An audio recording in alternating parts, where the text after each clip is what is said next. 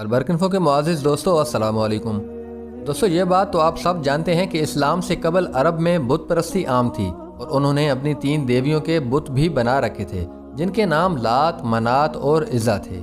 آج کی اس ویڈیو میں ہم عزا نامی دیوی کی بات کریں گے اور آپ کو بتائیں گے کہ کس طرح نبی پاک صلی اللہ علیہ وآلہ وسلم نے حضرت خالد بن ولید رضی اللہ تعالیٰ عنہ کے ذریعے عزا نامی دیوی کا خاتمہ کروایا۔ لات، منات اور عزا کے یہ تینوں بت خانہ کعبہ میں رکھے ہوئے تھے جن کو فتح مکہ کے بعد حضور اکرم صلی اللہ علیہ وآلہ وسلم نے توڑ کر خانہ کعبہ سے باہر پھینکوا دیا تھا۔ دوستو یہاں حیرت انگیز بات یہ ہے کہ فتح مکہ سے پہلے ان بتوں کو ماننے والوں کی تعداد میں بے پناہ اضافہ ہوتا جا رہا تھا۔ تو اب سوال یہ ہے کہ عرب لوگ کس وجہ سے ان بتوں کی پوجا کرتے تھے؟ آخر ان بتوں سے عرب لوگوں کو ایسا کیا ملتا تھا کہ وہ لوگ ان بتوں کے سامنے اپنے جانوروں کی قربانی بھی کرتے تھے؟ دراصل عرب میں لات، منات اور عزا تینوں دیویاں تھیں اور ان کو نعوذ باللہ اللہ کی بیٹیاں کہا جاتا تھا۔ اس طرح یہ تینوں زنانہ بت پورے عرب میں سب سے زیادہ مشہور تھے۔ ان بتوں کے ساتھ 3 شیطانی چڑیلیں منسلک تھیں جو بتوں میں گھس جایا کرتیں اور اپنے سامنے سجدہ کرنے والوں کو مخاطب کرتیں اور ان سے باتیں کرتی تھیں۔ کیونکہ یہ شیاطین جنات تھیں اس لیے جب وہ ان لوگوں کو ان کے نام سے پکارتیں اور ان کے مسائل پر بات کرتیں تو سننے والے اپنے ذاتی مسائل جن سے صرف وہ خود آگاہ ہوتے تھے پریشان ہو جاتے اور سوچنے لگتے کہ یہ بت نعوذ باللہ اللہ کی بیٹیوں کے ہی بت ہوں گے۔ ان بتوں کی دیکھ بھال اور لوگوں کو ان کی عبادت کے طریقے سکھانے کے لیے مندروں میں پجاری ہوا کرتے تھے جو لوگوں کو گمراہ کرتے اور ان کے عوض بتوں پر چڑھاوے کی اشیاء سمیٹتے۔ لات، منات اور عزا میں سب سے زیادہ بلند مقام عزا کو حاصل تھا۔ ناظرین یہاں پر اہم بات یہ ہے کہ خانہ کعبہ میں موجود یہ تینوں بت اصل نہیں تھے بلکہ ان بتوں کی ڈمیاں تھیں، اور عزا کا اصل بت خراج نامی ایک بستی میں واقع تھا جہاں اس بت کے لیے ایک شاندار مندر بھی بنایا گیا تھا۔ اس مندر کے سامنے تھوڑے فاصلے پر جھاؤ کے 3 درخت تھے۔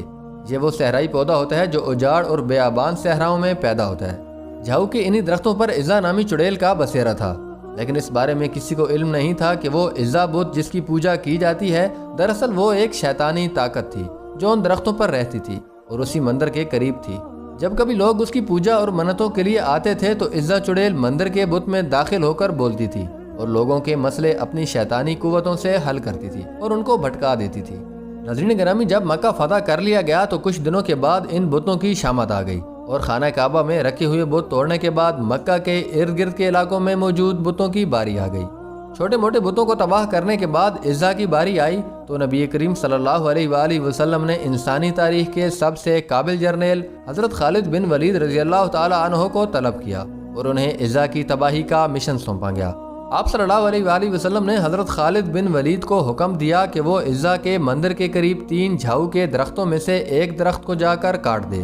لہٰذا آپ رضی اللہ تعالیٰ عنہ یہ حکم پا کر خراج کی بستی میں پہنچے، وہاں مندر کو تلاش کیا اور اس کے قریب جھاؤ کے درختوں میں سے ایک کو کاٹ دیا اور واپس آ گئے۔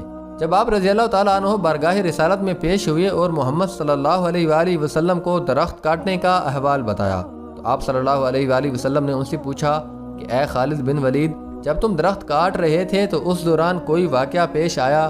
حضرت خالد بن ولید نے کہا یا رسول اللہ، میں نے کوئی بھی واقعہ رونما ہوتے نہیں دیکھا۔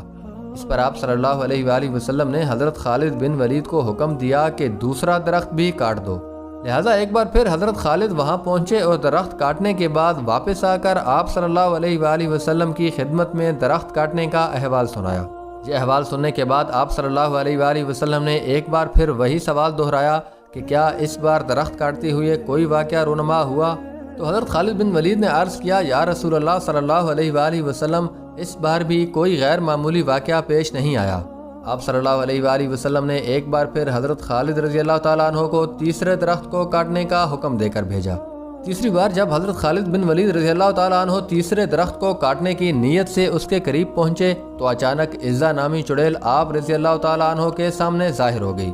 وہ ایک بدی صورت بڑھیا کی روپ میں تھی اور شعلے برساتی آنکھوں سے حضرت خالد بن ولید کو گھورنے لگی۔ اتنی دیر میں اس مندر کے پجاری کی آواز آئی کہ عزا خالد کو قتل کر دے، نہیں تو آج تو ذلیل و رسوا ہو جائے گی۔ لہٰذا عزا حضرت خالد بن ولید رضی اللہ تعالیٰ عنہ کی جانب بڑھی۔